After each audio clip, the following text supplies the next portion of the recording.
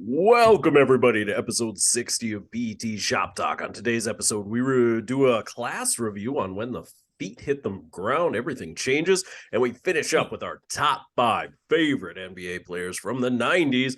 With me is Nick. He's heating up, Doling, and Jeremy. No. Van Klompenberg. Oh, spoilers. Big welcome. time. He's got to be on there. It'll be an interesting top 5. Welcome. Also could have just been my top 5 NBA players from the 90s I could name. Same list. So it'll be interesting. I have tables have turned, Jeremy. 12. I have 12 on my list. Jeremy would be so proud of me. Yeah, Casey, now you know how I feel every other top 5. It was actually it was nice because I was like, I only know 5 people. This is easy. I think Jeremy's underscoring himself, though. He's contributed very nicely. I mean, even you do research when you don't know anything. I try to. Yeah. I just take it out of my pocket. That's good too. We need a little bit of both. Yeah, that's fair. I'm fine tuning it last minute as always, so it's good. Excited to talk about lots of stuff. I have a huge list of things to talk about. I don't know if we'll get to all of it, but it's been a while. Lots of things have happened. The boys are back in town.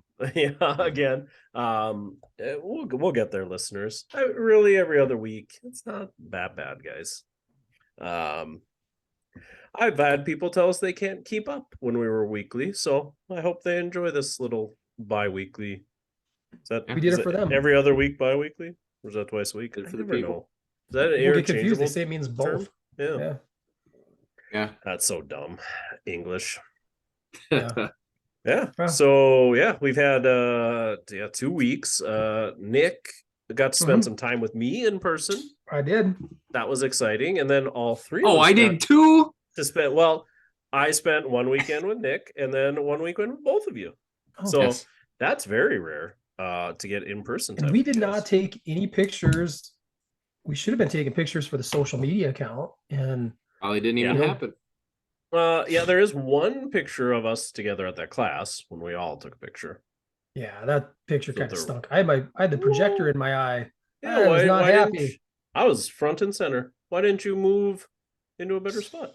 I didn't want to be the squeaky wheel. It's hard enough to get a group picture. Why didn't you roll onto the floor, hand under head, legs crossed down? I've been done before. Been done a lot, actually. Yeah, too much. But still, kind of over it. Like we were talking about, the kids are over certain things. Yeah, I'm over that. You're over the playgirl pose. It's funny, 5 years ago. Oof. Could have got on my shoulders. We could have did one of those. Ooh, them thighs. I don't know if you could support me. The load bearing back. It's pretty strong. You gotta shed some lbs. Gotta do it. Resilient tissues. Yeah, I'm not too worried about my back. Cognitive functional therapy, man. Just move it, bend it, twist it, pop it. Maybe do all the above to you. I could. Yeah, right. It's like a bop it. That's your back. You do whatever you want with it. That was very fun. My son's new best friend is Nick, which is exciting. He still asks about him on a regular basis, so they connected. We talk about top 5 NBA players. Nick and my son had a little NBA action in the driveway. We did. I don't know who won, but I wasn't bad. I was not bad, Jeremy. What's your vert at right now? Hasn't been tested in a long time. Yeah. All right. After that second knee, it's probably single digits. Yeah. We're talking. Were you guys going how many trampoline dunk contest? Oh no, I was a hot shot from downtown. I was like Dan Marley. Dan Marley and NBA Jam, the original. Yeah. I was heating up. There was a moment. Did you actually get on fire, or were you one away?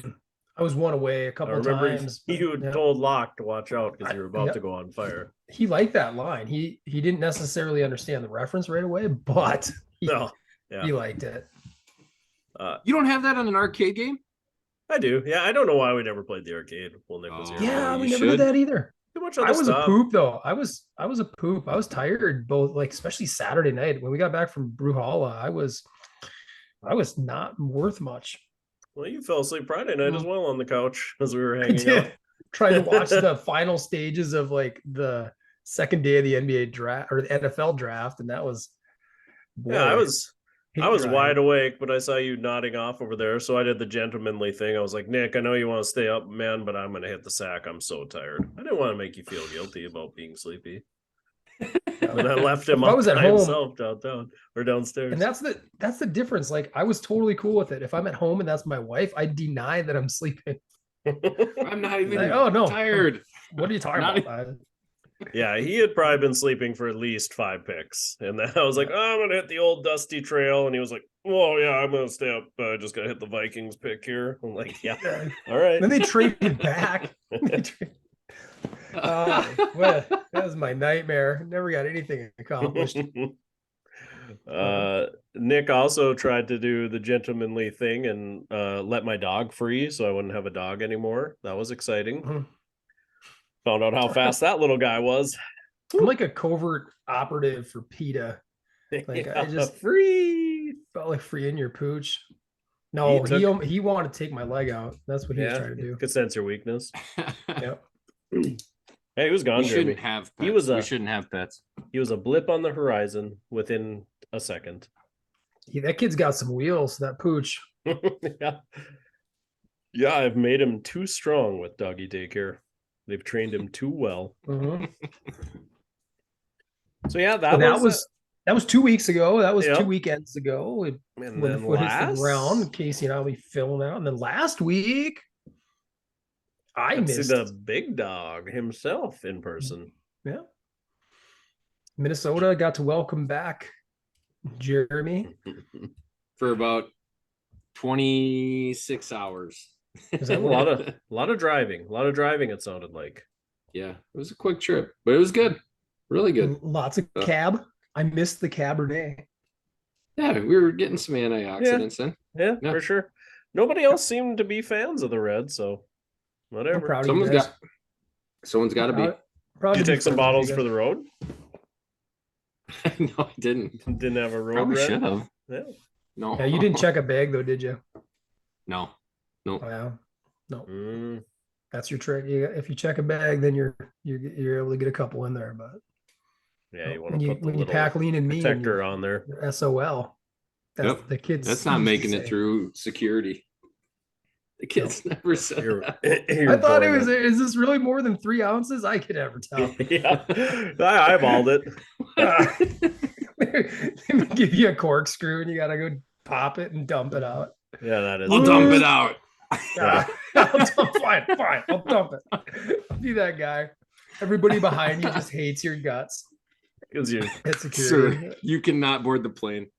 Except for me, I'm cheering that guy on if I'm in the crowd. Yeah, chug that wine. You bought it, buddy. Don't let it go to waste. Yeah, that was great seeing you guys. Last Friday, Leadership Summit. Yeah, I mean, it's interesting. I was thinking about how it keeps getting pushed back a little bit every year too. Like, you go back to the first year we did it with Neil. Was it March? It was January. It was the day after it was the day after the Minneapolis Miracle. It was like, oh yeah. I don't know how much I truly slept that night. I was just on cloud 9 and coasted my way into the Abbey of the Hills. Just floated in, huh? All right. Just dancing or sauntered. I probably was like, we're gonna be. Prince was just playing in the background, and it's all like, what's up, Neil Edie? Nice to meet you. Nick Doling. Where's that music coming from? Purple rain. You could tell. No, that was the first one. Cell phone. And then I don't want to say we did it in 2020. I remember that one. That was pre-COVID. That was like February, because you flew in for that one too, J-Mon. That was my last one I was there for. Yep. Pre-pandemic. And then in 2021, that was like March, because we had to give time for the vaccinations to kind of like, get out there and get people meeting again. And even then, I think we only had like 60% show up on site. Yeah, I did not go then. Mm-hmm. And I think last year was about the same thing about March, I want to say. Yeah. Seems right. Yeah. But then May this year, we're all the way. knocking on Maybe we someone's do door. 4th of July next year. Oh, out on the lake. Vandy would probably figure out a way. Vandy's pontoon. Well, a little lake by the Abbey there. That was majestic. Did you guys ever get a chance to pop your heads outside? Saw from the distance, but I don't want to know what's in that lake. Spirits. Yeah. That was the fun part of my Thursday night, was like the text chain exchange, because I was scared for you guys. Yeah. Well, everybody abandoned me. When they say a party starts at 6, I'm gonna be there at 6. Everybody showed up about 7:30. Are you typically an on-time guy for parties? Yeah, I think. Are you like a little bit? I might even be a little. I want to be fashionably late. I'm fashionably late. What was the deal? Was everybody at Habaneros? Yeah, I think Jeremy was like, let's be fashionably late, everybody. Jeremy, calling card. Jason ordered some chicken. He got steak. The guy tried to convince him that it was chicken, and he wasn't having it. So that got sent back. And then you just, how do you ever win that argument? Yeah, he's like, no, it's chicken. He's like, chicken. This is chicken. That's a bold move for sure. But anyway, sir, you're crazy. It was like chicken.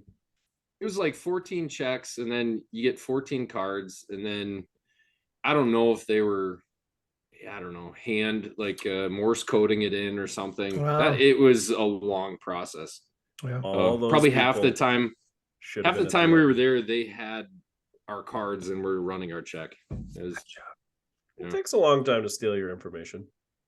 I know. Yep. And I did actually get fraud prevention calling on Monday, but you did. I think it was more due to the travel, not due to anything fraudulent. They're like, Jeremy, did you just order 700 packets of tortillas? No, that wasn't me. You really think somebody's going to steal his identity to order food for habaneros? I'm going to help my employer. I'm going to steal so I can It's help a family business. Sillier things have been done. You order 60 gallons of sour cream. No, they're 60 gallons.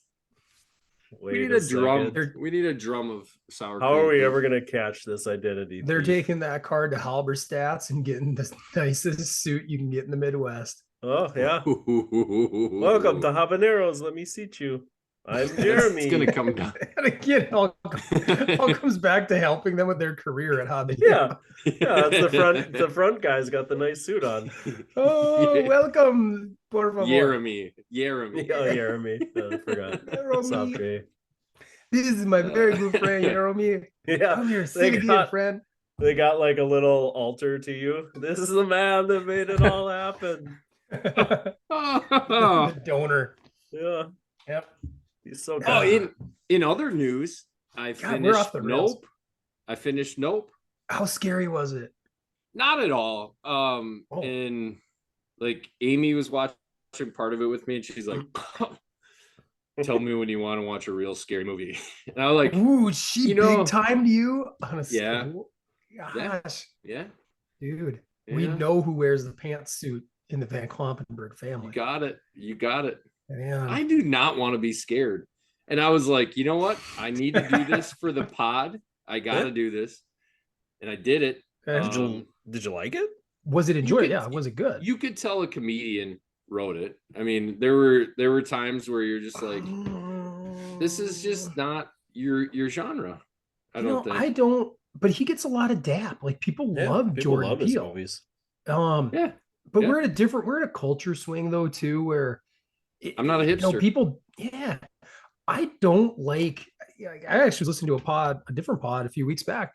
I was traveling. They were celebrating like the fusion, and apparently there's this subject. Casey, I'd lean on Casey for this. He'd probably know better.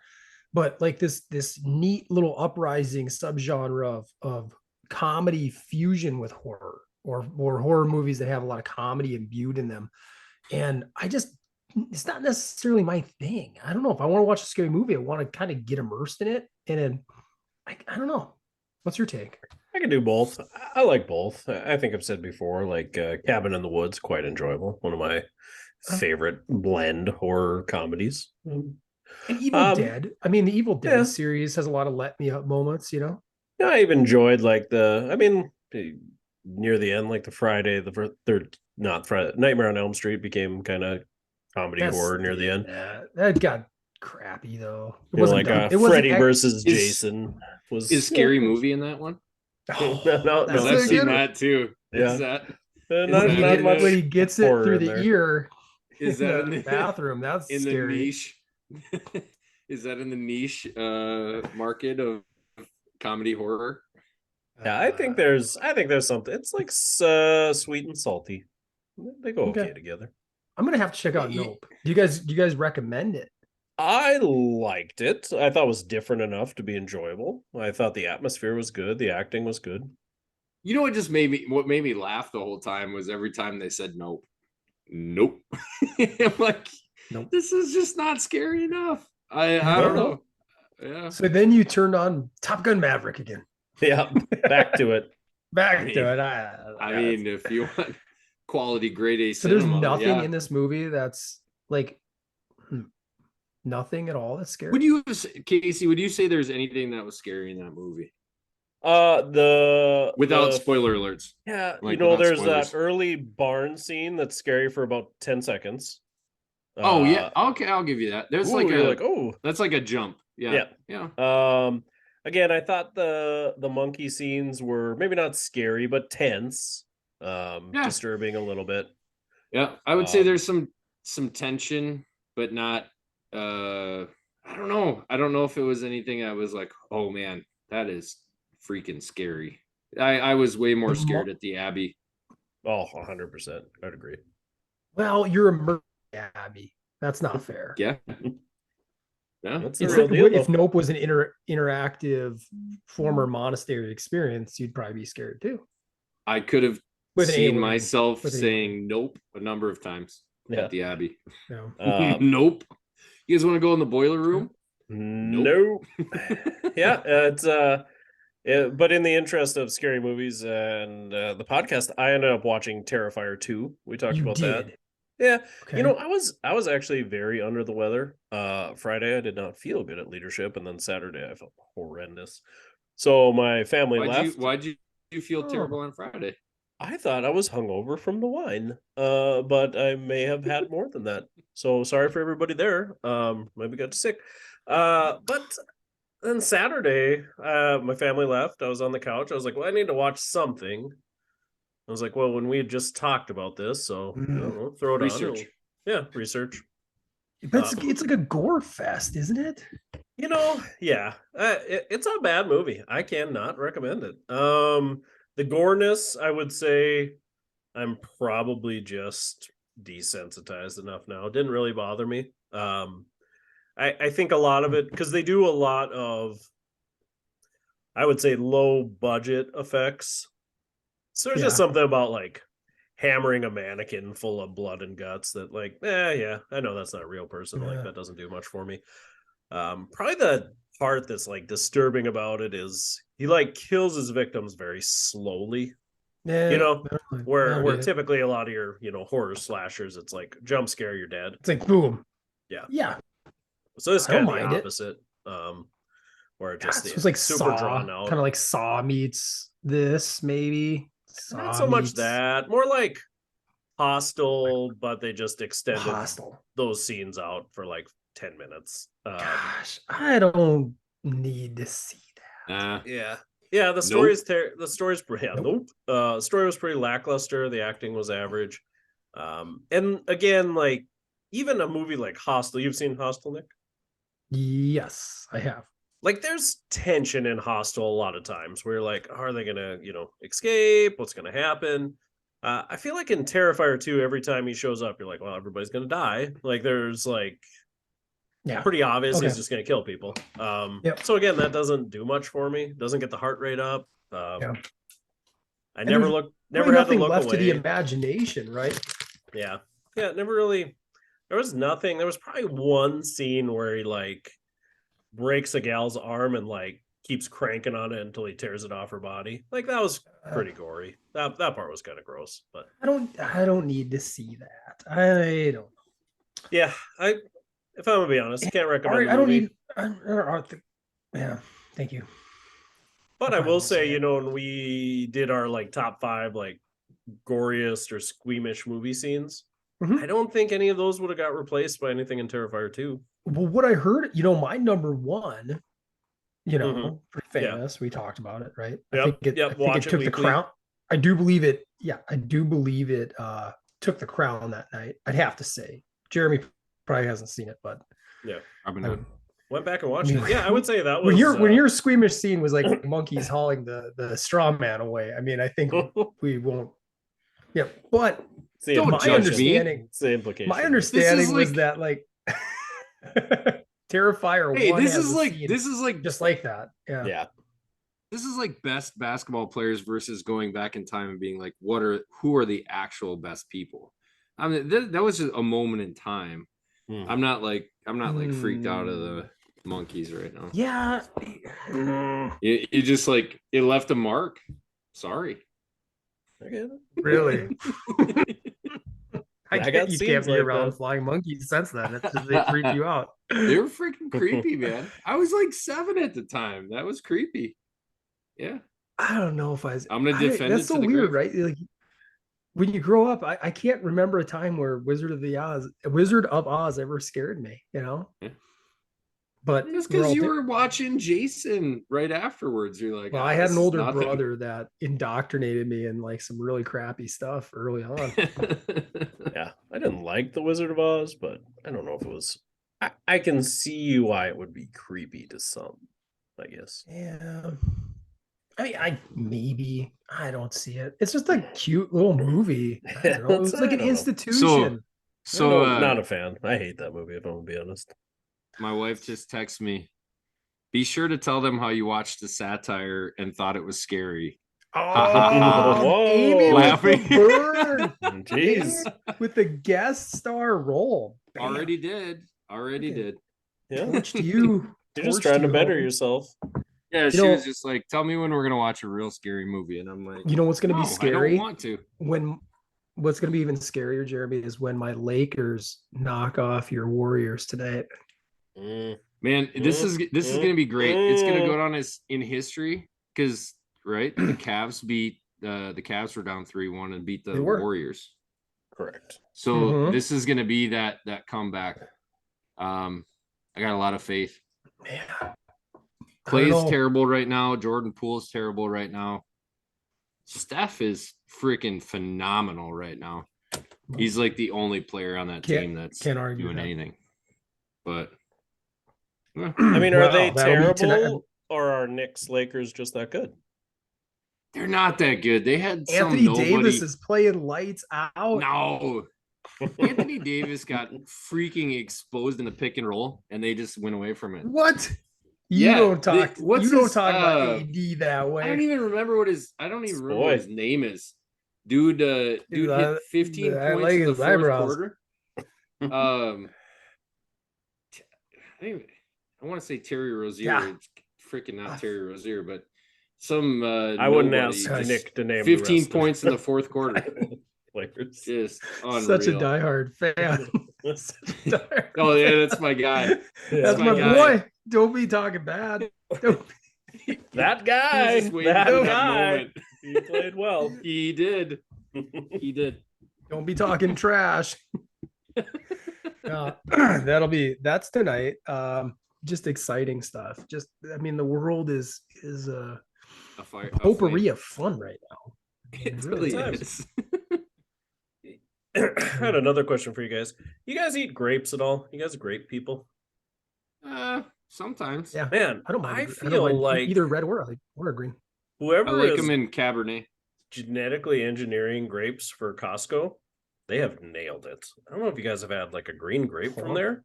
They're plump. They burst an explosion of flavor in your mouth.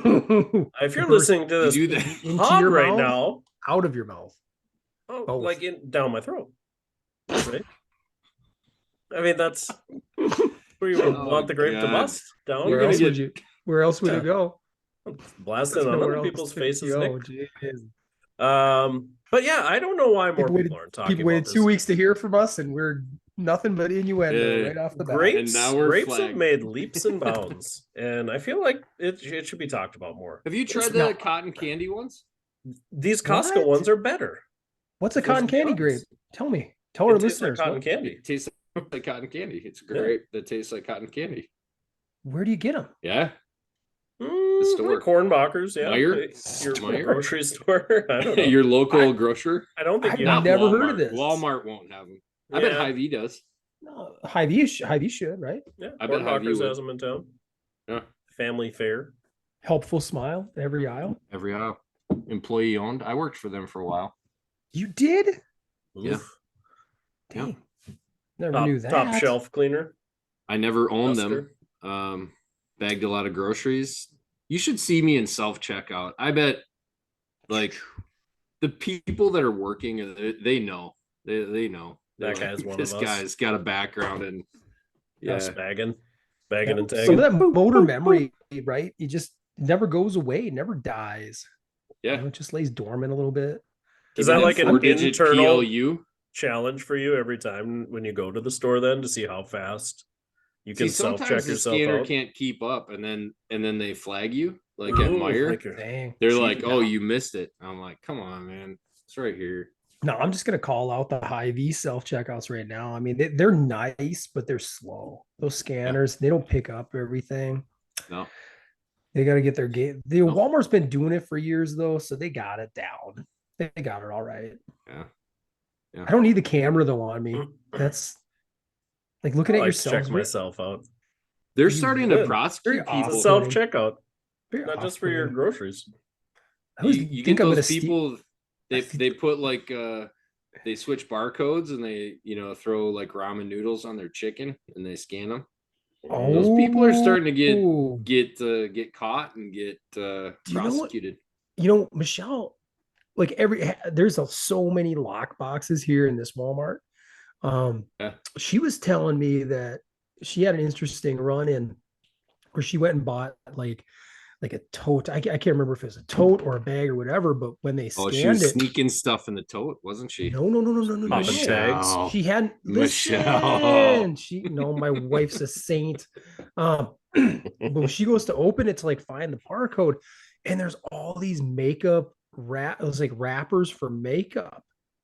And the Michelle's like, what's this all about? And the person who's right there, they're like, people steal makeup all the time. This is what they do.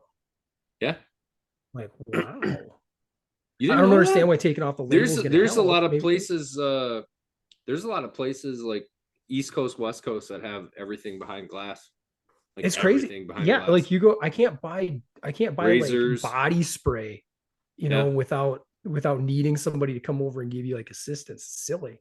You used to wear an Axe. You're wearing. I don't wear Axe. I don't wear Axe. No. I like a knockoff, like Kenneth Cole black. Like to keep me fresh. You know what I mean? It's not bad. I like a body spray, like for say I get home and I gotta run do something quick. I'm not gonna like slap on a stick deodorant over top of my already gross body because I just feel like I'm making the deodorant like a little gross. But a little body spray, yeah, that's a quick fresher upper. Okay. Armpit, chest, front, back. And I still do. I still do antiperspirant. In the old pits and. Yeah, I try to keep it clean. I don't know. I don't want to be known as the stinky guy at work, right? Yeah, get it. We all know we just be the stinky guy. I'm okay. I moved more to just a classic deodorant versus an antiperspirant. I'll be honest. I've hung out with both of you, and I'm just gonna be honest for our listeners who can't smell you right now, but I've never considered either of you to be smelly men. Well, thank you. Thank you for going to bat for us. Because people were wondering, especially our YouTube watchers.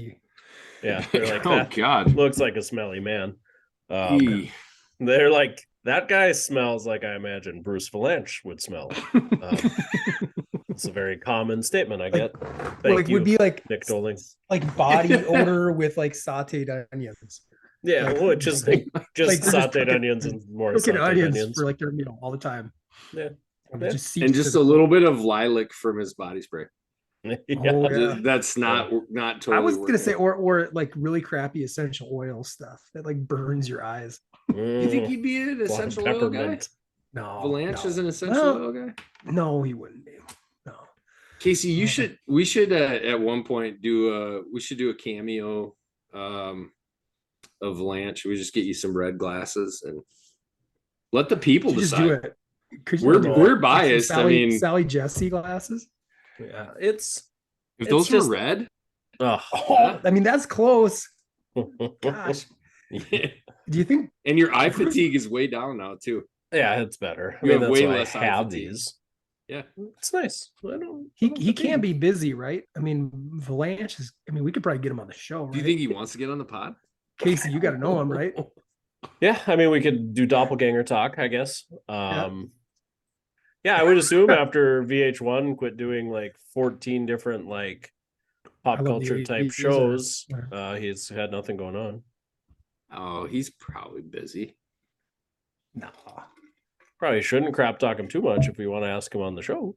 Not crap talk. Did anybody crap talk? No. We actually come on, yeah. Man. I feel like you are making it seem like me being Bruce Valanche is a bad thing. No, it's just sometimes somebody has like a spitting resemblance. Yeah, okay. Yeah, like you just can't talk about it. I can't help but name it. I don't know. I don't know. I feel like I should have stayed at the app. You know what I got? Anybody? I had one guy that swore we were at a bachelor party, and he's like, "Dude, so Key and Peele." Mm-hmm. No, I got told I was the bald dude on Key and Peele. I don't even know if that's Key or Peele. I do. You know, actually, right? When I listen to Key, Jordan Peele's the shorter guy, the horror movie director we were just referencing. Nope. But Key, you know what? When I've watched old episodes, I think of you at times. I could see a little bit of that, interestingly enough, because I don't see color. I don't know. AA Ron. Yeah, can you go put some blackface on quick and just see what we're working with? Come on, man. No. Oh, okay. I'm sorry. Is it? Let me get a little bit more into the summer months, and I'll not be clear anymore. You can see through me to the wall right now. That's not fair. You got to get more time on the lake. Yeah, get that boat out. Has John got his boat out yet? No, that's usually Memorial Day. So it's coming probably like old tradition at the yacht club. Yeah, push them all out. Yep, you got it. I'm gonna get a captain's hat this year, I think, too, for the boat I don't have. It's gonna be wear a lot of deck shoes and my captain hat. So I like a good deck shoe. Ain't nothing wrong with that. On the deck, it's not bad. Even lounging around, I don't mind them. No socks feels good. Mm-hmm. They get stinky, so that's something that does get stinky, right? I mean, boat shoes without socks. Can we all agree on that? Yeah, I mean, any shoe. I mean, a sock serves a very good purpose. I mean, it definitely. Yeah, that's it. You know what it reminds? Socks don't help most of my shoes. They're not. Were you guys ever through the Doc Martens craze? Yeah. No, I remember when it went hot, but I didn't have. You never had a pair of Doc Martens? I couldn't go to the doctor. Aha! Yeah, who had that kind of cash? Doc Martens. No. It's funny now because I look back. You had to go to Trade Home. Yeah, they weren't really that expensive, but in my mind, like a Trade Home, $70 pair of shoes was ridiculous. No, they were more than like 70. They were like 100. Yeah, they were big time. They had like a real hard sole, right? Like they're probably like $250. Yeah. Thick rubber sole. When I got to college, one of those summers, I got a pair. My buddy was working at Trade Home. Ironically, it's love that you named that, Jeremy. Yeah. And he got me his discount. So he's like, you just give me like this. Like he got 40%. So he's like, you give me the 60 and I'll pick up these sandals. So I bought their sandals. And those things. That's like a Birkenstock ripoff? Kinda. They were. And they're with a big thick sole. And really cushiony though. But my goodness, I tell you what, I golfed in them like 3 times. And then you golfed in Doc Martens? Yeah. Gotta get some sun where I can. You probably. I was not. Did you? I was fall not at Johnny. All? I was not Johnny Footjoy. Did you fall at all? Those no. Man, that was the one thing I remember. Docks were like super slick all the time. Like that sole was so hard. Yeah. Yeah. We had a kid that wore them all the time, and he would slide into every room like Kramer from Seinfeld. That was like his thing from like 20 feet away.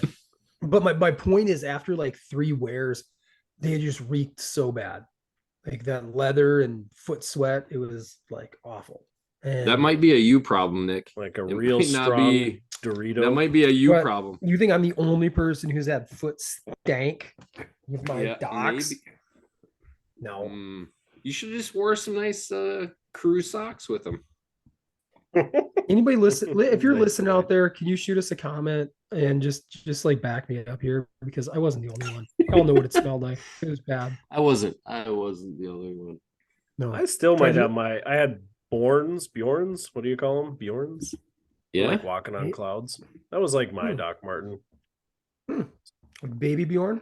Yeah. So what are you? Why are you? My chest. Why are you complaining about spending $100 on Docks if you're buying Bjorns? Well, I bought the Bjorns when I was in college. I would say the Doc Marten craze hit in like 10th grade. Junior high. Yeah. So it lasted a little while though. It's not like it was here and gone in a day. No, not against it. No, it just wasn't for me. Wasn't for me. I was too busy. I would have hidden my Doc Martens under my Jinkos, and then it would have been pointless anyways to have them. Yeah. So, well, I tried eliminating the. Did you ever have Jinkos, Nick? I had one pair. I had one pair. So cool. I had like the more mainstream pair. Like they weren't too wild and super baggy. They're pretty comfortable. They didn't have flames all the way up the sides. Yeah, that was one trend. Do you think that'll ever? They were shiny though. They had that like that. They had that shinier denim finish. Yeah. Did you have the wallet chain? I did have one when I was like in junior high. Yeah, I had a wallet chain. That was money. Nobody could steal your wallet. Yeah. What do you want to do? Steal it? Jeremy, mad. I was scared of everybody that wore Jinkos. I'll take like, 60 gallons of sour cream with Dr. Hansen's wallet, please. I don't know that anybody that wore Jinkos besides you two are doctors right now. Yeah, definitely more juggalos that came out of that trend. Yes, sure. Yep. Juggalos. And I was certainly not a jug. I was an outlier. Juggalo homies. These look fine. I'll wear these. They were cozy. I love the super baggy pants. That was cool. And it was like the Boss shirts. Remember Boss? Yeah, that was big. Yeah. Tommy Hilfiger. Yeah. Tommy. Calvin Klein white shirts were pretty big too. The white tee.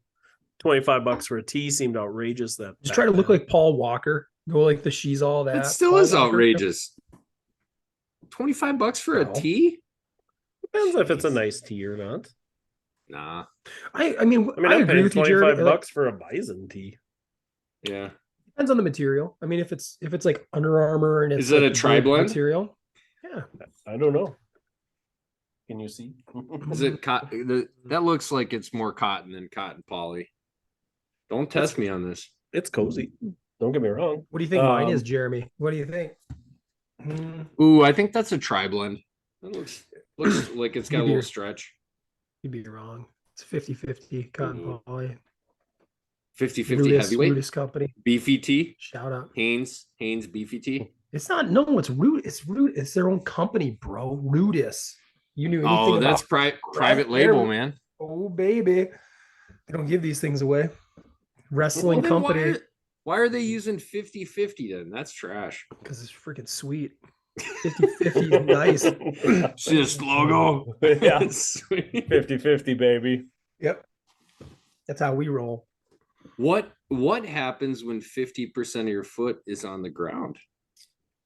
Everything. Should we even talk about it right now? I mean, who cares? We're like 40 minutes into this recording and we decided to talk physical therapy.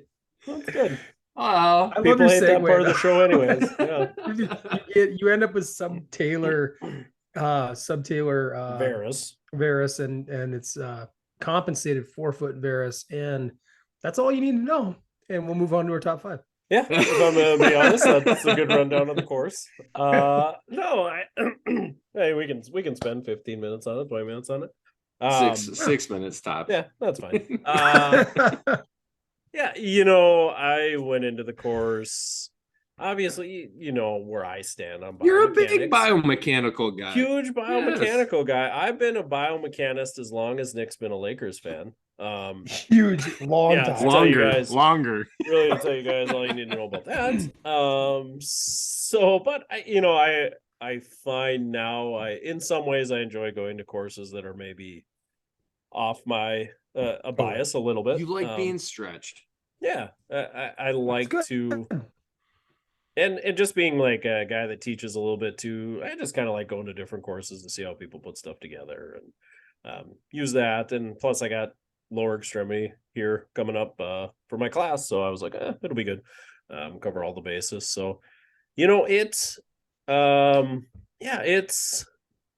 was a good course. I think it's kind of the same thing. It wasn't too dogmatic in anything, although I do feel like they tried to sell orthotics a little heavy.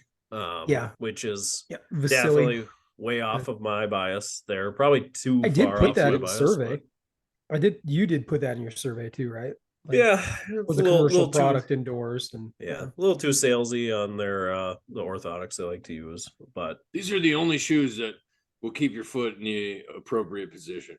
They weren't quite that bad, but I mean they had their orthotic they liked, and I mean I guess if that's what you use in the clinic and you're comfortable with it, I probably can't fault you. They like it because they're getting paid. Yeah, I'm sure. Like I'm sure they get some. I'm guessing they probably get. Like we didn't go out with them that night, but it would have been interesting. I wonder if they weren't getting some type of pretty strong discount for endorsing them, because the guys who taught the class were actually co-owners in the company when the foot hits the ground. They bought it out. Paul explained the whole process to us as he started and what his background was, which was pretty interesting. Like that he was, willing to go into the fact it originated as a port, like Gary Gray created the course. And then did he really? He almost immediately Adrian, Michigan. Yeah. You know how wild that is? Yeah, I'm gonna sidebar here. I'm gonna interrupt you. When we were first time this episode. Yeah, forever. I just don't do this, but it's so out of character. But that's where Amy grew up, Adrian. And when I like, she's like, yeah, you've told me that.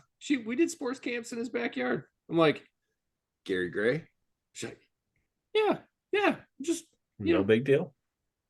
Yeah, did it. Close chain. Played hoops. We just played hoops and played hoops in his backyard. I'm like, it's 36 different variations of the lunge. Yep, that's why she's not scared. Well, because he doesn't. But he doesn't need that. Yeah, scaredy cat. He doesn't need that company. Yeah, I know. He doesn't need that company anymore because you can, be a functionally applied science fellow for only like $25,000. So sweet. Why haven't you done it yet? Maybe that's the next thing. Challenge yourself. Maybe that's where I go. Really push the boundaries of my bias. But the way they explain it, so Gary sold it pretty quick. Gary Grace sold it pretty quick. And then another group, the group that really took it over and ran with it for a few decades, seemed like they had a pretty even stronger biomechanical model, right, Casey? And it was like a 3-day course. Very intensive. And then when Paul and he had another partner, he said they got together and they said, this is what we should really do. And they bought it out and stripped it down to like 2 days, really honed it in. And I didn't mind it. It was a little throwbacky at times, like really getting people prone, non-weight bearing, drawing the lines, for the midpoint of the lower leg and then the subtalar joint. But I'm okay with that too. It's like okay to jump back into that every now and again. And I do think perhaps I was missing some things, overlooking some things in my gait assessment. So it was nice to brush up on that. Yeah, I think I always think that's interesting. Like line it up between your fingers and then pick the midpoint and draw a line. It's like if you're just eyeballing that midpoint, like can't we just do that from the start when I'm looking at alignment? But that's a whole other thing. But don't trust your eyes. Trust the midpoint between here and here. We didn't really explain like where that comes from. So I'm going to measure this? No, we're going to do a different. I did it. I've done it a couple times. I did it for my daughter the other day. But I mean, it's just did it work? Funny to me. Like, it's so specific, and then you just eyeball that part. Wouldn't you just measure it and pick the midpoint? But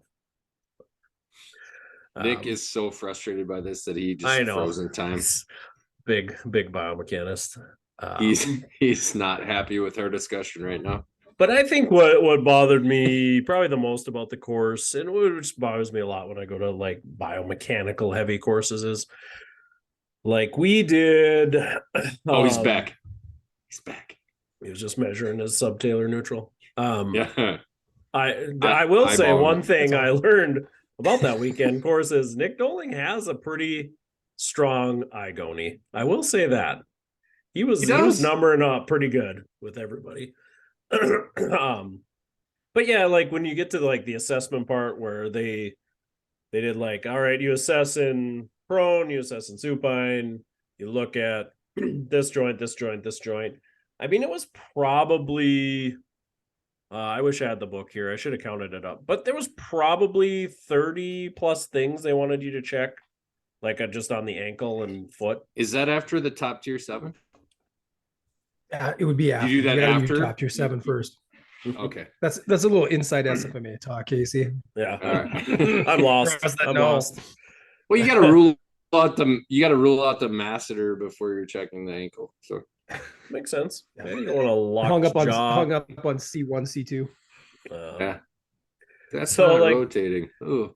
We go through like these 30, 40 things they want us to check out, and like they would literally go through like 20 and then be like, oh yeah, break out in your groups, go through 20 different things that we just went over.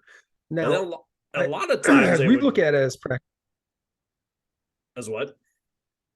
I'm just going to defend them a little bit on this one. Yeah, like if they, because I thought about that more too, because the way I practice, the way you probably practice, like we're more than likely not going to break all that stuff out, right? Yeah. But as I was listening to them, don't paint with a broad brush. And they described their practice, like they're kind of considered the foot ankle gurus around Tacoma. And I suppose that if that's your niche, and somebody like they were explaining some of their challenging cases, they've tried this therapist, that therapist, this ortho, all that stuff, and they finally make it into your door. I can see regression to the mean. Well, that first eval, you're going to say, hey, I'm going to do everything from hip down and look at every nook and cranny, and then you're going to be impressed, right? And then the patient, and maybe that's what they needed. Maybe they had been, maybe too briefly examined. Yeah, but I would say, right, there's some piece of that too, though, right? Like, how you relay the information that you're going through. Like I find that too often too, like, I don't know, maybe sometimes I don't break that out enough or talk through enough what I'm looking at, and I try to simplify it too much because, like I have that bias too, where you're like, man, if you just like, I can talk like I'm the smartest guy in the room and they won't understand a thing I'm saying. Like, I don't know, to me, that's not cool. But for a certain subset that will be like, wow, they did all this stuff to my ankle. And that, like, I think the patient gets something from that too. The right patient, Well, and I'm thinking less of even just talking smart, but just by being incredibly thorough. Like we got to admit, like I don't, when you're practicing in the settings that we're practicing in, we're not quite as specialized, no matter where we're at.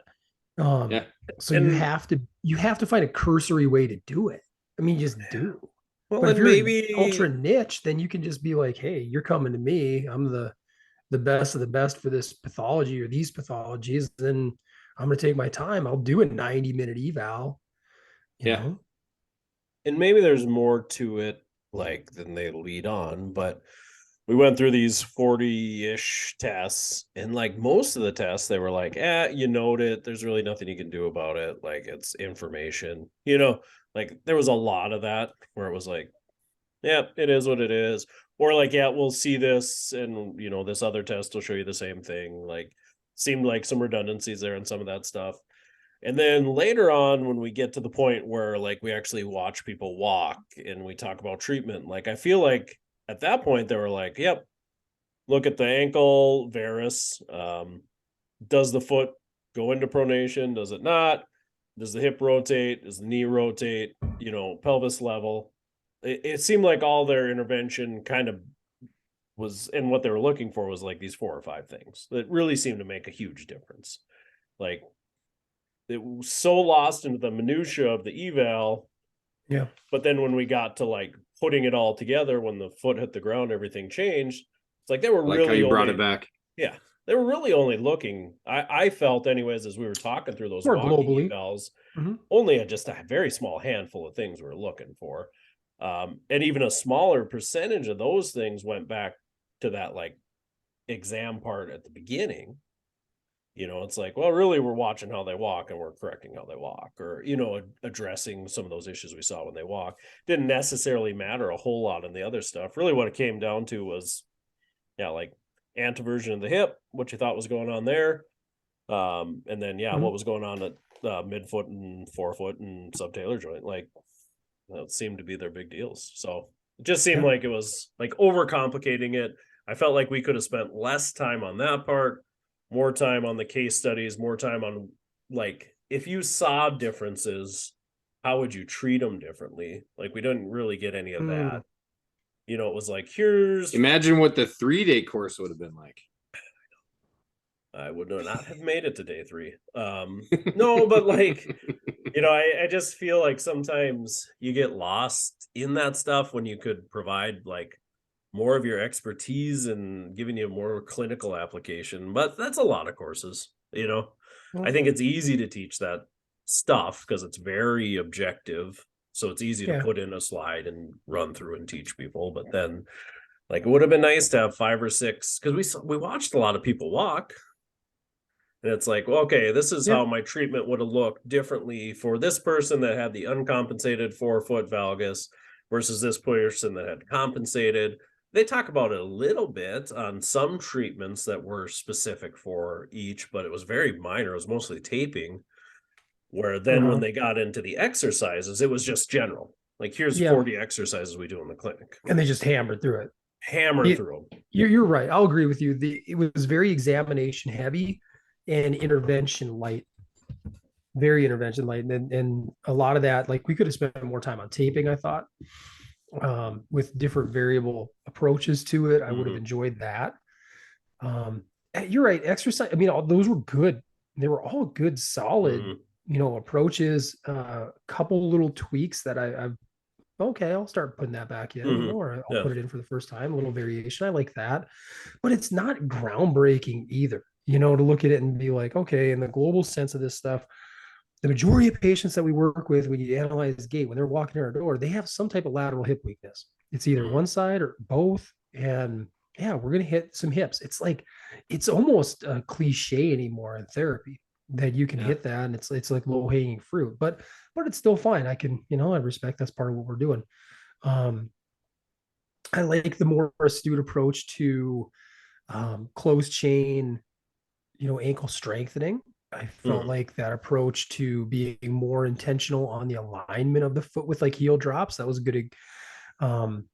good thing to touch on. His case study of the gal who'd been in Arizona, just like heel dropping all summer long, and then came up and she'd had like whatever it was, like 35 degrees of ankle dorsiflexion, still had Achilles pain. Well, it's like, because you're overstretched, Yeah, you're screwed at this point. I thought it was, good little take home things there, but I would have liked to have seen it, inverted a little bit more where there was more intervention in it.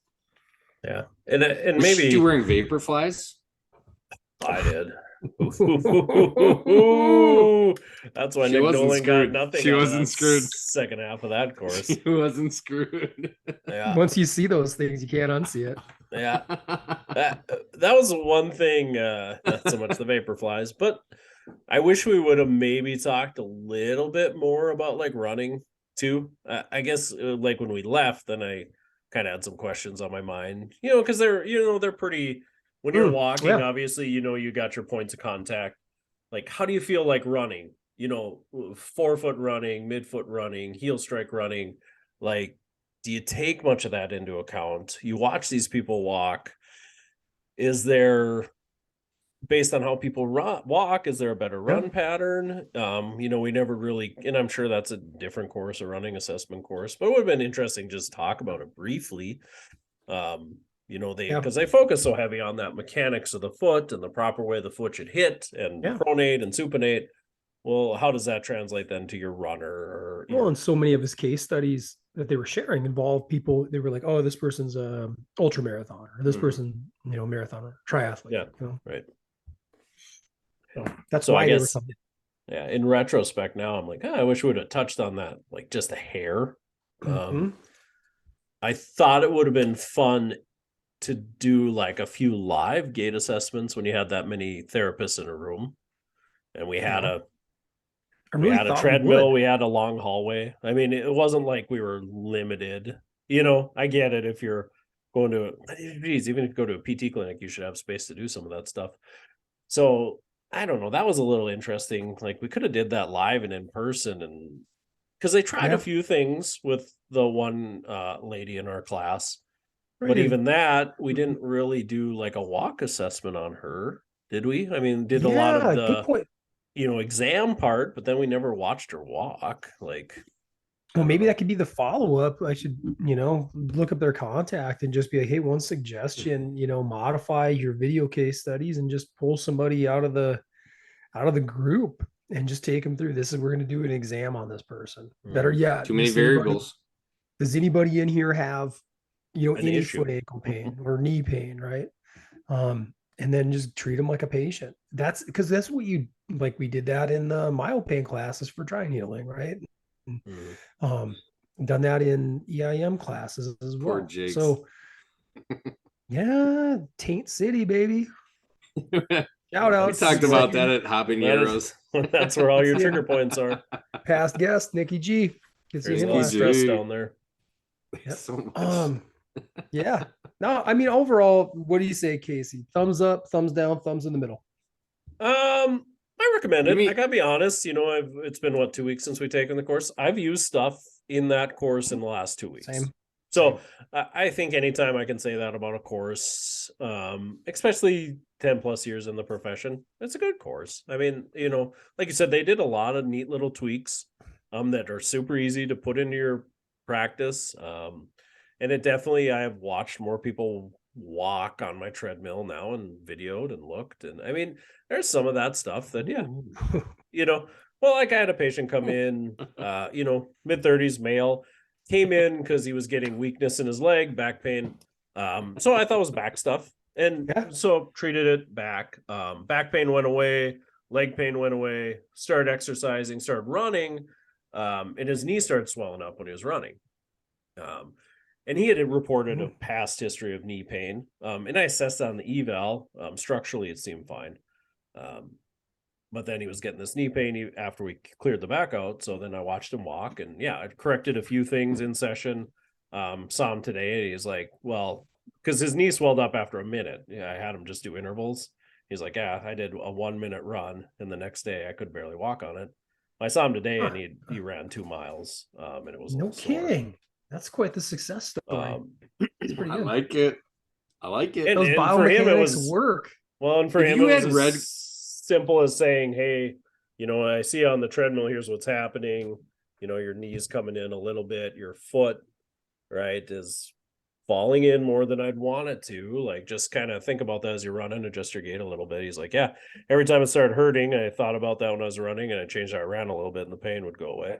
Okay. Listen, bro, vapor flies are on sale right now. Get yourself get them before Nick Doling buys them all. Sold them. Before I buy them all. So I don't know. There's some value into it. I would say on running and vapor flies. I mean, you're dropping? Yeah, you're a shoe guy dropping heat. He goes, I'm not gonna spend $100 on Doc Martens. No. Oh, I'm so PT rich now. I mean, that's a lot different. Life's changed. Got that oil money. Yeah. Here's my thought on running shoes anyways. Like, I buy 3 or 4 nice running shoes at a time because I personally think you got to change, snigger if you want, you got to change the load you receive. on a regular basis. So I run into different. I don't disagree. I don't disagree. So why do you have to say things the way you say them? This is fun. So I run in a different pair of shoes every time I run. I went to a gate. I cycle through about 4 different shoes. How do you track mileage on them then? Do you just have a counter? When they don't feel good anymore, I get a new pair. Yeah, I don't think necessarily straight the mileage isn't a great way to do it, but same. But I agree with you, Casey. I went to a sports symposium a few years back, and one of the things I sat in on was running gait, and I like that guy. He said that he recommended having 2 or 3 different pairs of running shoes and having them for like different purposes. You know, your lighter neutral shoe for your shorter distances and your more speed interval work. And then he's like, if you find you need some more sport, then that's where you go buy your Kayanos or your Brooks Beast. And those freaking Minimuses that you put on the chat, those have at least 12,000 miles. Yeah, those you may want to change out a little bit. Those Vibras got it's time for a new pair of do we call them Minimi? Those were Minimus, New Balance Minimus. They are 11 years old. Are they Minimuses? Or are they Minimi? Minimus with an apostrophe at the end. No, I don't run in those at all. I just deadlifted them. Good feel though. You can get yourself some Vivo Barefoots. Yeah, so I recommend that to people too. Have a few different shoes. Especially because whether I buy 1 pair of shoes every 3 months or 4 pairs of shoes at once every year, I don't know. It's not like it costs me anymore to do it that way, you know. Right, that math added up. What are those inflation? It costs you more. It costs you more if you buy them throughout because of inflation. Yeah, I'm saving money. And then just saying, it's math. I think shoes probably hold up better too if you give them a few days to dry out. Like poor Nick stock Martens, if you hadn't stanked them up day after day, they probably would have smelled good. Yep. You know, so you need to spray them. The trick is you got to try to spray them with cool water cologne. Oh yeah, little baby powder in there. See if that protects them. Yeah, it doesn't work. It didn't help. It didn't help. I will bet there were some basketball players in the 90s that loved some cool water cologne. Ooh, and probably had multiple pairs of shoes, but mostly from Nike and Adidas and Reebok. No, you know what? That would have been a fun thing too to say like what shoes of these guys. I'm gonna add that twist. I'm gonna add that twist. Spoiler alert. Into a top 5? One person makes my list. No. I can say what very cutting edge, Jeremy. I can say what shoes these guys all wore throughout their career. Yeah. So I can too. Just wait. I'll show you up. Air Force Ones, I think. We got it, but we figured you are the master of this list. This is 1990s favorite NBA players of the 1980s. Yeah. Jeremy, you get to be in the land of the blind, the one-eyed man is king, and that's where you're at. You get to go last. Oh yeah. Good. Like that. Water. I can go first. I can kick it off. And then put me in the middle because my list is gonna be different. Okay. Are you sure you can handle that load? I take different loads every day. It needs to be variable. It needs to be variable. It doesn't matter where they're coming at. I take them all. It helps my body, makes me stronger. I knew it. Okay. My number 5. I don't know how descriptive I'm going to ever get with any of this stuff. I really like the way this guy played. He was super popular. Played for the Seattle Supersonics. He was Sean Kemp, who was an awesome forward, right, Jeremy? Was he a power forward? Yeah, I'd give him like a 4. Yeah, power forward. Yeah. Yeah, awesome. He could score a lot of points, snag a lot of rebounds. He did good dunk shots. Seattle team was that Seattle team was really cool. And then he's famously known for having like what is it, a dozen kids, something like that. Yeah. And from all these different ladies. And he wore Sean Kemp shoes. That's sweet. He wore the Sean Kemp's, which is what most shoes were known as, right? I'll go into more detail later, but they were Nike. Reebok. That's when Reebok still had a little bit of a skin in the game. Do you remember Converse had some sweet basketball shoes for a little while too? And like Kevin Johnson's. I'm pretty sure Kevin had a Converse. Isaiah Ryder. You know, the big guy on those was Larry Johnson, Grandmama. Yes. Yeah. Yep. LJs were sick. Yeah. That was kind of like the last gasp of Converse as like a sporting company apparel. Yeah. Agreed. Okay. All right. Sean Kemp, my number 5, Seattle Supersonics. I assume that's a good choice. All right. My I don't know my list, gotta say, not a huge basketball guy, especially not in the 90s. I think we talked about this before. My family, not a sports family. So the only basketball I would say I watched in the 90s was maybe like the Olympics, like 96 Atlanta. So it'll be an interesting list for me. I'll try to explain my choices and why. Team 2. But I can't say a lot of folks on my list are because they were great at basketball. They were just my favorites. And it probably leans pretty hefty to the later 90s because then we had a little bit of satellite, so I got to watch a little TV. My number 5 definitely became much more popular later, but it would be Kobe Bryant. Mostly based on the fact of like must have been his rookie year. He had the Adidas shoe contract, Jeremy, if I'm not mistaken. So he had all these commercials, and I knew nothing about the NBA. I didn't realize like people just went from high school to the NBA. I believe it was not common. So I thought that was cool as hell because I would have been 12 years old, I suppose, when he was drafted. So I thought that was cool. He had these crazy Adidas commercials. If you guys don't remember them, there was like zombies chasing him and monsters, and it was like really dark. Oh yeah. Just the weirdest commercials, but I was drawn to them, and I thought that mystique of like coming right out of high school playing decent ball.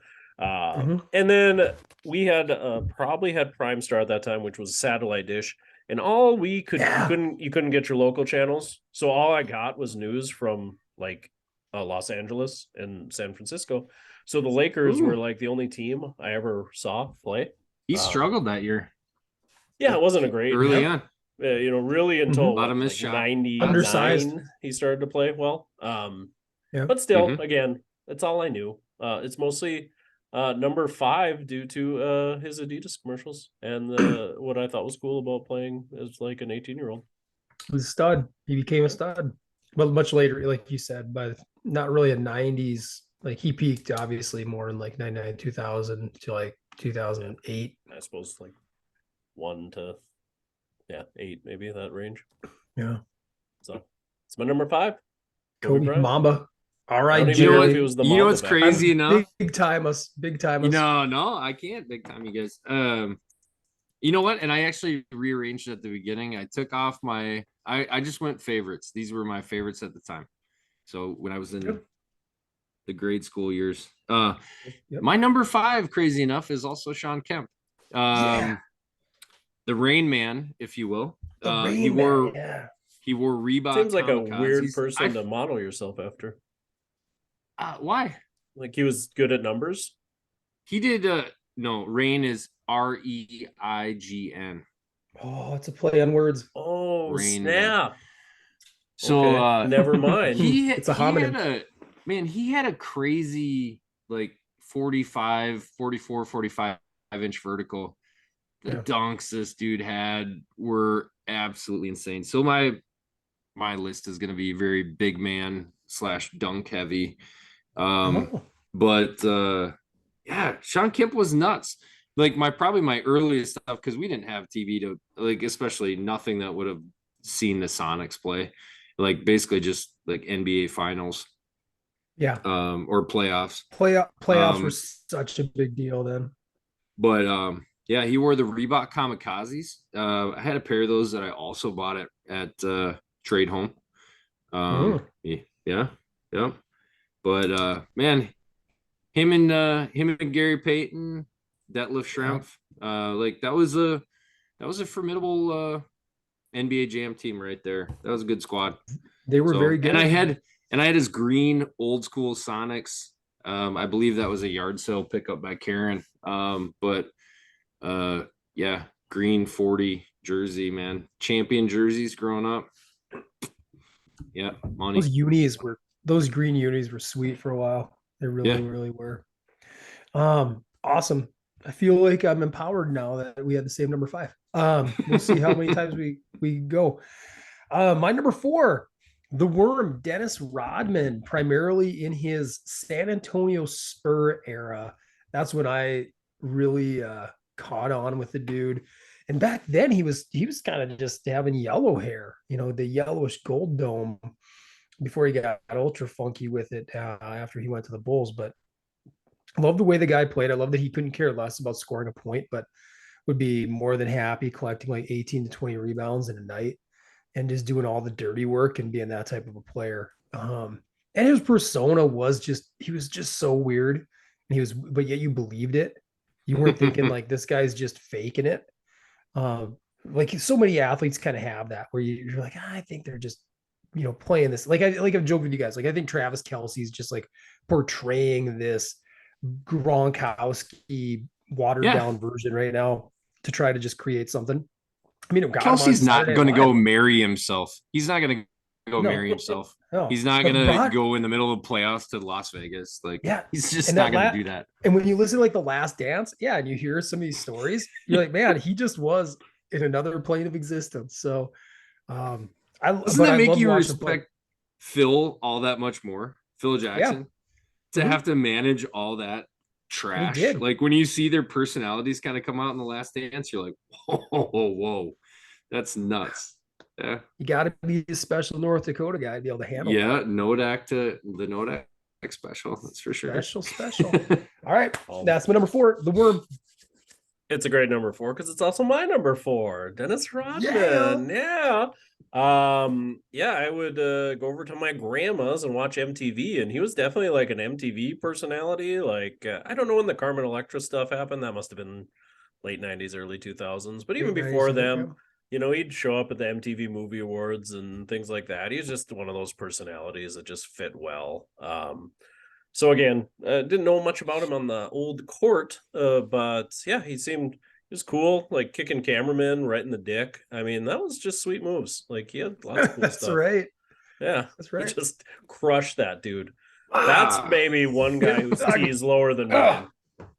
You got it all squished out right there. The cameraman. Yeah, they're gone. His are 0. He who shall not squirted out his eyes. He popped. Yeah. Yeah. So that's my number 4. I forgot about that. Also, fun aside, you guys ever watch not your the T show? levels, but no, yeah, we do. That's for another pod. Yep. You guys ever watch the show Pros versus Joes? Joes versus Pros? Mm-hmm. Yeah. I felt like the most unfair one they ever had there was when you had to get a rebound against Dennis Rodman. Did you guys watch that one? It was unbelievable. Those guys had no chance. Because they were just like 5'10" guys. And this Dennis Rodman, even at that point, 10 years out of his career, his ability to get to the ball and like his hand was there anywhere it was going to land. He was right there. Those guys had no chance. It was crazy. You wouldn't get a rebound on him today. Like you just wouldn't. I mean, I certainly wouldn't. Yeah, we talked about your vertical. Yeah, it's not happening. It's not. It never was. Yeah. All right. My number 4, I told you this is big man heavy. My number 4 was Orlando Magic Shaq. So the Diesel. Another one of my champion jerseys growing up. Man, this dude at that time, he was a lot more athletic. He wasn't just the big Diesel that he was with the Lakers. Correct. Come out of LSU. He had to be about 60 pounds lighter when he was with the Magic. And pretty dang athletic. Between him and Penny was a short lister for me too. Penny, little Penny, like Anthony Hardaway for those who don't know. Right there too. Mm-hmm. But Shaq's biggest shoe was Reebok as well. He had the Shaqnosis. So yeah, like 93-ish Reeboks were. That's when he was drafted, right? They were drafted hot. 93? I think 92, 93. 92. Yeah. So that was a team, man. They made it all the way to the finals in 95, right? They lost to the Rockets. Yeah. Yep. Got swept. That was when Jordan came back and then they beat him when he was wearing the 4 or 5. The next year, yeah. Or no, they beat him that year. Yeah. They beat him that year to get to the finals. Yeah. Yeah. Houston won those back-to-backs and when the between the Bulls dynasty years, right? Yep. Man, he was legit. That dude, cracking the backboards, and it was in retro. You talk in retrospect. I didn't realize and I think he's like cool dude. I enjoy listening to him on TNT. Like he's great, but I didn't realize how big of a douche he was in the early '90s, and that he basically broke up the Magic, right? Oh really? There was a lot of drama between that and then that pervaded with the Lakers too. But then you had him and Kobe that were two obviously strong wills going against that too. But yeah, him and Kobe never got along, right? I mean, that was the drama there. But that Magic team, they brought in Horace Grant, right? And they had Scotty Skiles. Yeah, man, he could shoot it. So that was a solid squad. Yeah. It is interesting when you look at not but 2 years later after he was drafted, Kevin Garnett, right, came out of high school in 95. It's crazy to think that Shaq played that much high school or that much college basketball, right?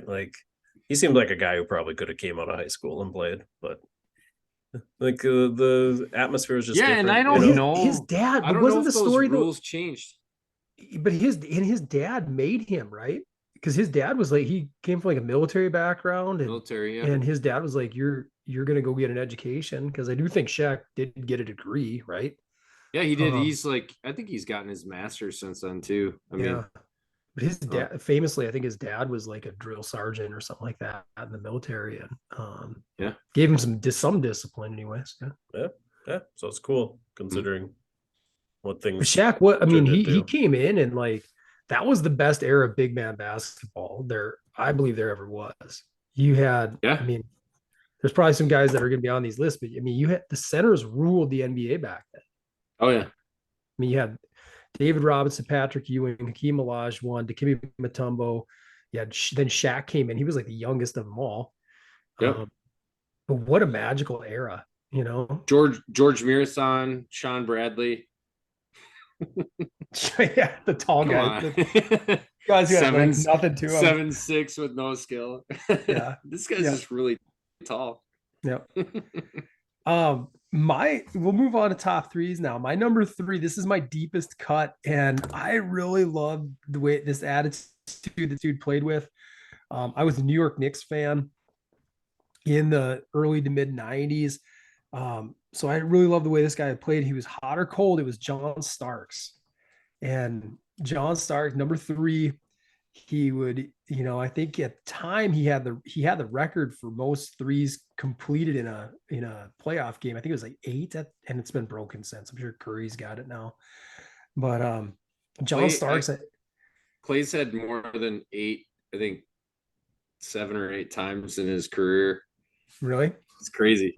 Yeah. It's just how the game has changed. But 8 at that time was nuts.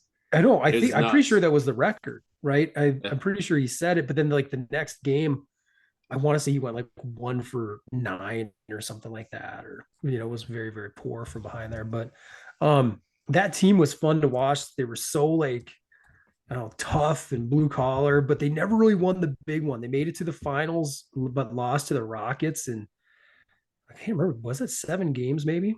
I was really pulling for the Knicks though that year. That would have been summer of '94. But yeah, Sam Cassell drained some game-winning free throws to seal the deal for the Rockets, and it was all she wrote. And the Knicks never didn't get back to the finals with that team, with Ewing and Charles Oakley, John Starks. They were pretty solid. Anthony Mason, Pretty cool team. That's my number 3, John Starks, New York Knicks number 3. Unfamiliar. Sounds like a good pick. Nice work. My number 3. I told you it's deep cut, man. Jordan caught him. They're all pretty nice on a little baseline dunk. I'm sure he did. Jordan caught a lot of dudes in a lot of ways. Yeah, my number 3. Who's your number 3, again, Casey? We're all waiting. Mid to late would be Allen Iverson. Just again came in the same time as Kobe, right? 96. Did he? That, 95, 96, I think. Wow. Georgetown boy, right? Also wore great Reeboks. So that's why he makes my list. The answers. Yeah. It came out later. let me. So I didn't have we didn't really do shoes very much in my household. We were like pay less folks. I saw a pair of these answers, and I was like, I have to have these shoes. Like, they were so cool. And I believe I had a slip-on pair. I believe there was a period where slip-on basketball shoes were cool. Well, yeah, I think they were not meant to be played in, but they were correct. Yeah, they were like a lifestyle shoe. Not play basketball, so they fit my lifestyle. But type in the questions. Type in the questions as well. That was a good shoe as well. These were his rookie year. Okay. Those were sick shoes. Yeah. Yeah. So he kind of revived Reebok. Yeah, but sorry, this is your list. Love the shoes. I ended up getting them. My mom saved up, and it was a big surprise. We went up to Minot and just you can have the shoes. It was like a huge moment for me. So he always sticks with me. And then later, I mean, he was a good basketball player too, if I'm not mistaken. Like practice, he did okay. Yeah, I mean, things got a little ridiculous later, but like I think he was like rookie of the year. He came in, played well, unlike Kobe. So there was some of that basketball acumen that went with it. So that's my number 3, Allen Iverson, mostly based on the shoe. That's why it's my favorite, third favorite. AI baby, dude could ball, he could hustle. I didn't realize he came in 96. Yeah, that's actually a wild draft class because I looked it up. I was like, a lot of dudes rolled in 96 that went in. It was interesting because it was one of those, again, I think there was maybe 3 or 4 straight out of high school folks in that draft. So they were talking about how a lot of the really good college players were getting bumped down because these kids were now, again, the Kevin Garnett factor, getting bumped. So some of my number 3, some of his stuff, this was really, really late 90s. But I went there. But it was Vince Carter. I followed him as a Tar Heel, was a huge Tar Heel fan growing up. Okay. I remember I had my whole door because we were we weren't gonna buy posters. So I would clip, I did this whole collage on my whole door. I just take out pictures out of Sports Illustrated. So they clip them out and tape them up. Right. And there was this sick one of him when he was in college. He's just sideways dunking. But anyways, later on I got the poster, but it was the 99-2000 year. So I realized it probably happened in February of 2000 at the All-Star break. But Vince Carter was wearing the and one Tai Chi's. That was his famous elbow dunk. Reverse 360 through the legs, and then when he dunked and he put his elbow in the rim. So yeah, just an insane athlete. Again, most of his stuff came in the thousands, but dunking over a 7-foot Frenchman in the Olympics. That was the 2000 Olympics as well, I believe. That was Sydney, right? Australia? Sydney, yeah. Yeah. So yeah, just an insane athlete. And obviously a lot of NBA players are, but he really pushed the boundaries. After the early Jordan, Dominique Wilkins, they're what else can be done in a dunk contest? Yeah. And he just pushed it to another level. So he could fly. Dude was insane. Brilliant. Vinsanity. Vinsanity, baby. Put the Raptors on the map. Yeah. Him and T-Mac, yeah. T-Mac was a short lister too. Oh. Yeah. When did VC get drafted? 98. In 98, yeah. Okay. All right. My number 2. I think this was like my favorite big man of all time. It's David Robinson, the Admiral. I didn't realize he played as late into his career as he did. I was looking up the stats. He famously got drafted in 87, but was still committed to the Naval Academy and didn't start playing for the Spurs until 89. I believe he spent his whole entire career with San Antonio. Played until 2003. Won a couple NBA titles, but man, he was so good. So athletic for 7'1". And he looked different than most guys. He was jacked. He looked different. Like he could move. And just so much fun to watch. And just a good dude.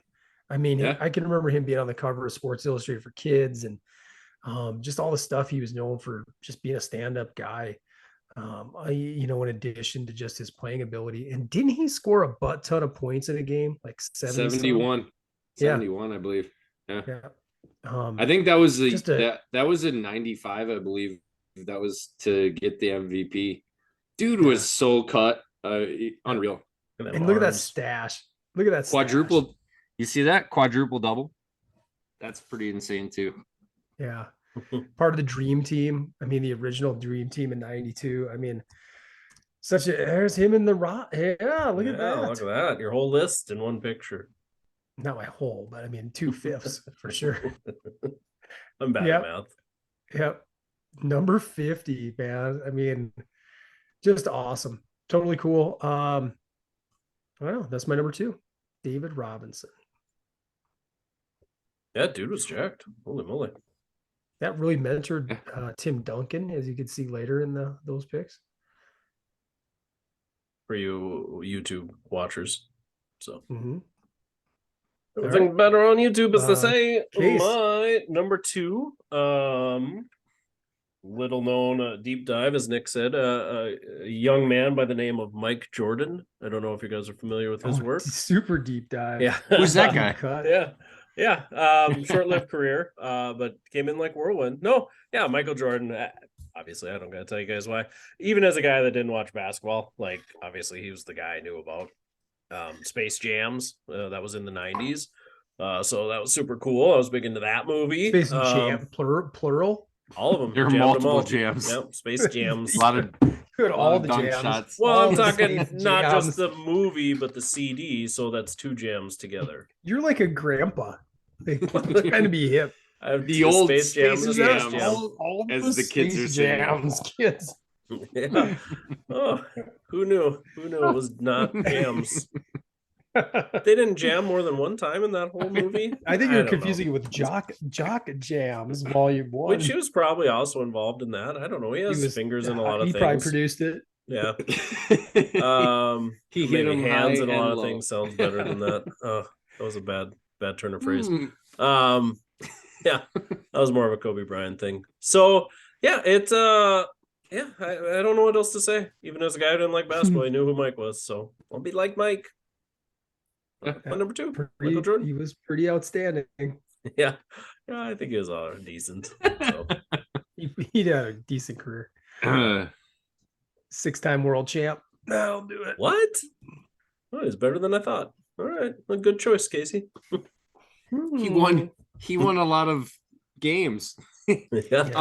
My number 2 is I like winners. That's good. This was timely because this was when I started playing basketball. Like really was kind of like 94, 95. So shortly after, Kevin Garnett, the big ticket, was drafted by the Timberwolves. So that was the dude that everyone wanted to be. As I got a little bit older and taller too, like some of it's just like dumb when you look back too, but he was 7 foot, 7'1", right? But he's like, no, I'm 6'11" because I'm not a big man. I'm more skilled than that, right? So I always kind of took that mentality too, where like, just because you're taller doesn't mean you don't have to be this big, like clunky, like Elijah. I can only do a jump hook, So he kind of shifted. What you're calling Olajuwon clunky? Well, and David Robinson too. They weren't going to go out. Hakeem had the dream step. They weren't going to go face up and be like, all right, I'm going to take you to the hole. Like, I was like, they're just like, up and under, really technically sound. Like, even Ewing, maybe Ewing, I'll go with that. Even for like your Lakers right now, like Anthony Davis. My Lakers, Anthony Davis is insane. Like in terms of a 7-foot dude. But we talked about the advancements in athleticism now too. I mean, it's like I feel like he was 20 more years from now.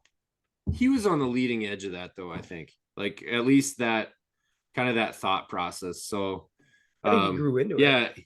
There was a Sports Illustrated article. I remember they were like him and Stephon Marbury when they came out, and like, man, of course he wasn't at the time. Now I know this, but yeah, man, we're scraping off snow so we could hoop in the backyard, and I was doing that too. I'm like, man, Kevin Garnett's doing this, man. I better go. I don't care if it's snowing, man. I'm gonna go put up some jumpers. So, like obviously super intense. Like a lot of his success came later on, right?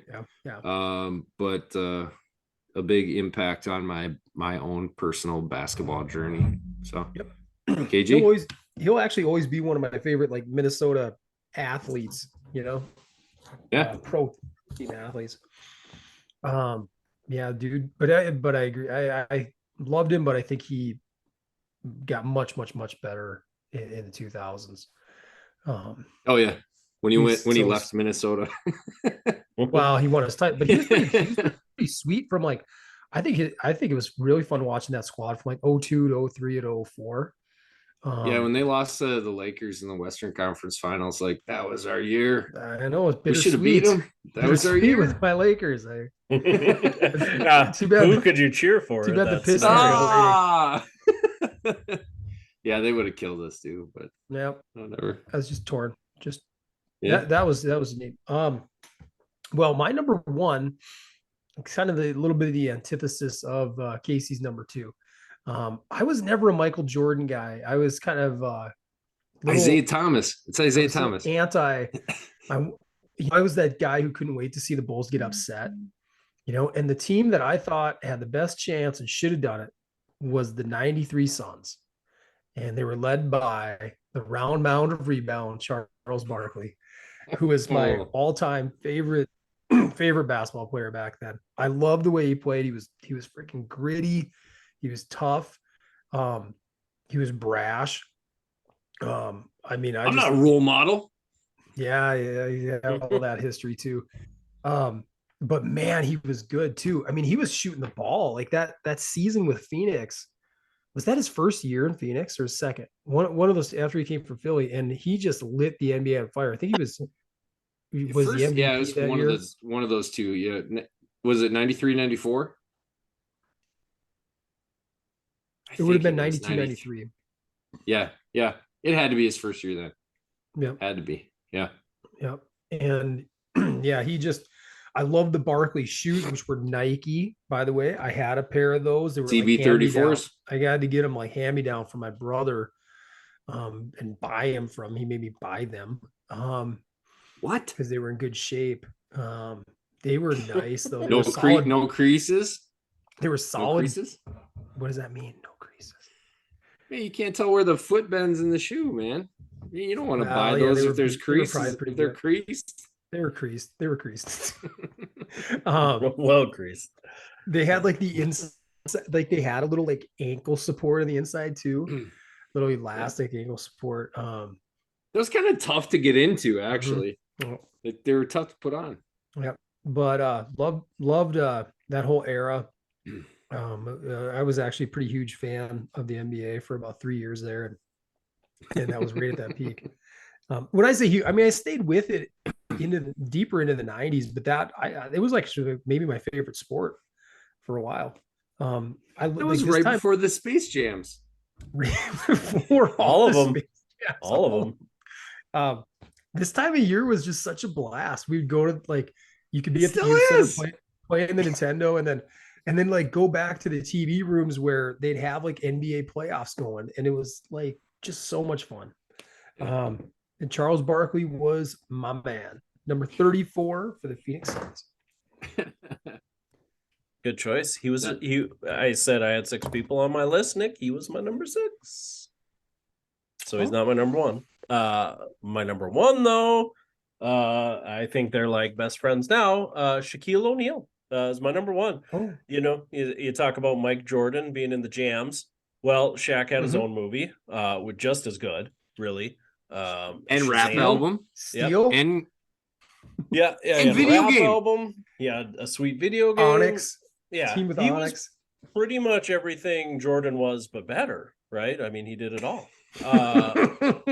So yeah, that's my number 1. He was on Nickelodeon all the time. I feel like that dude got slimed so many times. Hilarious.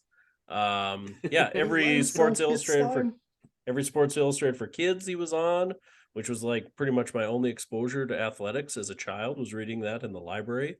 So yeah. I think he was that fun personality, even though apparently he was a dick, but they didn't really show that in Sports Illustrated for kids. So yeah, I thought he was great. I still enjoy him. I still enjoy his work. I'd get the General's insurance if I wasn't happy with my current provider. Mm-hmm. Yeah. So I can't disagree on that one. He was everywhere. And he was endorsed. He still is everywhere. Icy hot. I mean, and you mentioned it earlier too, like the backboard breaking. Like that was cool. Like I didn't even watch basketball, and I knew about that. I mean, you'd slam the little backboards and be like, "Oh yeah, tearing these down like Shaq." Mm-hmm. He's got like a monument in his backyard that was like on an MTV Cribs, I think, where it's like a tree that's all the backboards that he's broken. That's cool.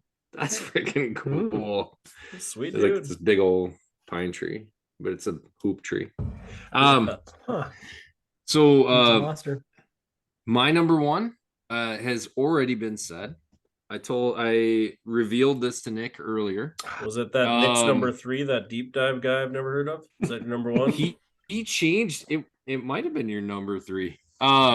It's David Robinson. It's the Admiral. Number 2. I would man, I was a big hoops trader. Like my brother traded football cards. I traded hoops cards. And man, we'd sit down with those binders and those Beckett's, man.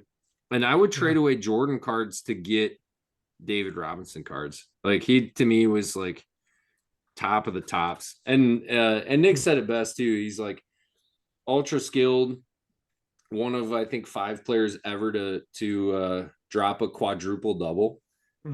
Wow, that's insane. So he did that. The steals, what was it? Points, rebounds, 34 points, 10 boards, 10 assists, 10 blocks, 2 steals. That stat line is insane. 10 blocks. The Dream did it. Like back then, you led the NBA with like 3 per game. The Dream did it too. He went 18, 16 boards, 10 assists, 11 blocks. But that's crazy. And then he had like famously, I think that was the year he won MVP. I think that was 95. It was one of the last games of the season. He scored 71. So that was, I think, if you would have to produce it, but I think that was the most since Wilt until Kobe scored 81 or 82 against Grizzlies. So yeah, absolutely insane. And then the bigger thing too, he was just a stand-up guy. Like I think he's, he started a school, like a private school in San Antonio for like underprivileged kids. He's at the time, $10 million, which in the mid 90s, like, man, that's a big deal. Like a ton of money. So he wore some crazy Air Forces, like these like super high ones, too. The ones I always think of shoes wise, Air Force 180s. I should get myself a pair. They were like the super highs. Like They were the highest of high tops. So man, when you produce some of those AIs and the shacks, that's like, that takes me right back. Yeah. I mean, East Bay catalog, man. Oh yeah. East Bay's done now too. Yeah. Casey sharing again. Here they are. So those would probably be close. And I think actually some of his were even higher. Like it might be those ones. Yeah. It's insane. Wow. I like the little malleolar support. That'd be nice. Change those What do you loads. think that does for, what does that do for uncompensated varus in the forefoot? Well, when that foot hits the ground, everything changes, Jeremy. Yeah, that's all I got from that course. I actually didn't learn anything. That he needs a first ray post. You know what I think about, actually, Casey? You said you got lower extremity coming up. You guys remember? You remember Obi Trice? Real name, no gimmick. Yeah, he had. What you gonna do when bleep hits the fan? So you should tweak that for your class. What you gonna do when the foot hits the floor? Okay. And then I just play Obi Trice. You should wrap that for your class. Case, click on the Air Force. Far left. Click on that Air Force 180 pump, David. Sorry, I was gonna say Jeremy said far left. I went far left. Those were the ones. That's a lot of ankle. Those could be yours for 500. But you want me to buy them right now? That's like the cost of a Cloud Monster and a Verified combo. Authentic. The guy that's not going to spend $100 on docks. Look, they don't got a crease. They don't got a crease, Jeremy. Those are uncreased. They're barely touched. You know what though? You didn't say what size are they? Oh yeah, I did. Should have looked that up. StockX has gone through. These are 8.5. So they might not. 8.5. Who's rocking 8.5s in these? They probably wouldn't look so tall on a 50. Want me to get these for you? I wear 12s, you turd. Is that true? You got a size 12? Yeah. Whoa, what? I would have never guessed. 11.5 in some. What's the 3,500? Check out those ones. Those are probably game worn. Oh, size 13s. Oh. There you go, Nick. There you go. What do you wear, Clomper? Wow. I wear a 15. You're Jesus, banana feet. These have seen some. Ooh, those are war. So why are they? I'm so confused. Why are they worth so much? Rare vintage. You got the box with them. That's OG cool, box. And donor rare. I don't get it. I don't get shoes. It's like asset class now. You just shrink wrap them. Like you don't want stocks, man. That's about to crash. Buy some shoes. From 1991, endorsed by David Robinson, and a donor pair for a midsole swap. Both are so you get two shoes. I mean, that's two pairs. 3,500, 1,750 a shoe. So I don't. What are the original stickers? The midsoles are cracked and crumbling on both shoes. If the original stickers fall off, they'll be placed inside the box for the new owner. Sold. Yeah. Yeah, I don't get it. You swap midsoles? I don't even know what that means. Shoes are too complicated. There's people that can they'll take them and they'll actually like be able to cut the new off the bottom. So this nice looking new shoe, they're saying you could cut that That's off. for parts. Yeah, that's for parts. You want to put that on the OG shoe. Okay. Yeah. Part them out, huh? Yeah, there's people that can like cut those off and glue them back on. So you have the original shoe just with the new sole. And this was a little pumper. What's that little guy do? Pumps it up. They stole like the that from Reebok, huh? Yeah, I didn't know that. We're learning so much tonight. NBA jams. I never got like I can stop sharing. People are reading my emails.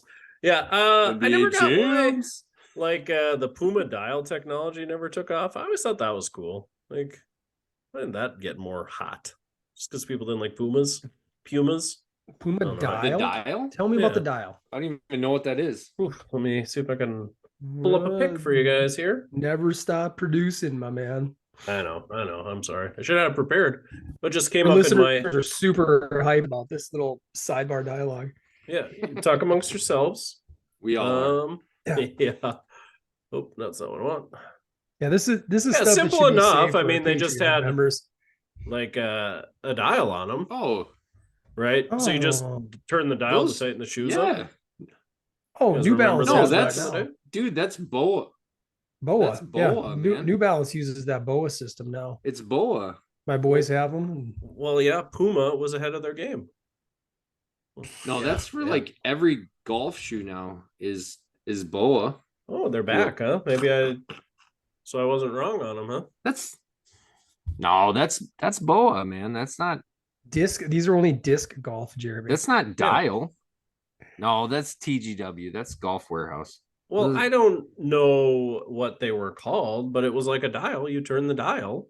Here, it's like the OGs here. And it just tightens. Yeah. Tighten the shoe up.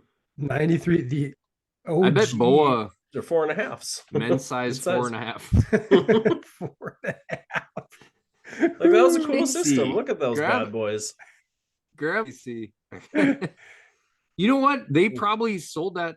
I bet BOA bought them. I mean, honestly, that looks just like the same lacing. Just like BOA. Yeah.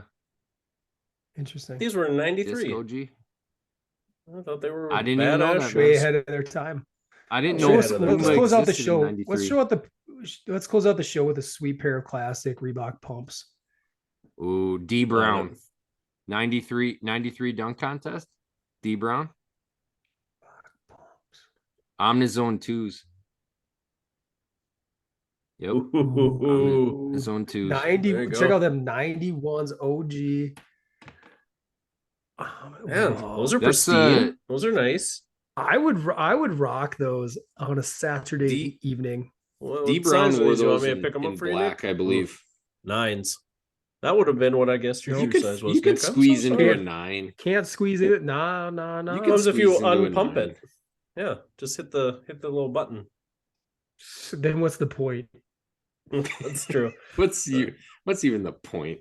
Yeah, there was a kid in our class that had them, and man, we would pump those suckers up and deflate them. So jealous.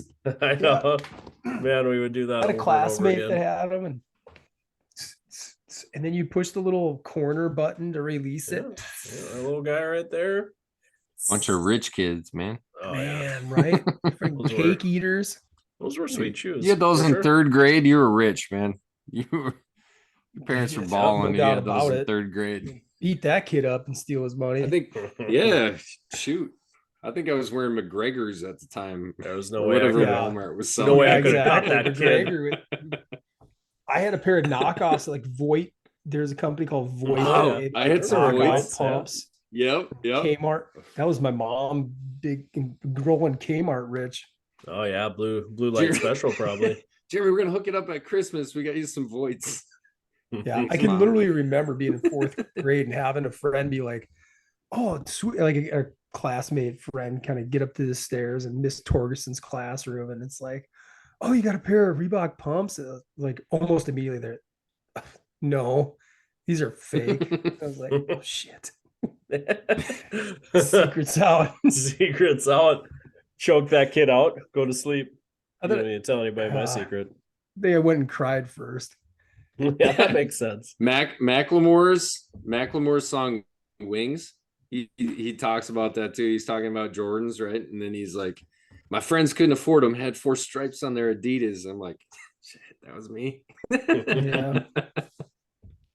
Yeah, it's good. Deal. But I didn't get murdered for my J's either. So life wasn't. It's not all about things. It's not all about things. No. Well, this was fun again. That boys. concludes episode 60 of PT Shop Talk. Hit us up at ptshoptalk@gmail.com. Check us out on Facebook, YouTube, Twitter, all those things. We're all on there. Just search PT Shop Talk. Until next time, I'm Casey Hansen. With me, as always, Nick Doling, Jeremy Van Klompenberg.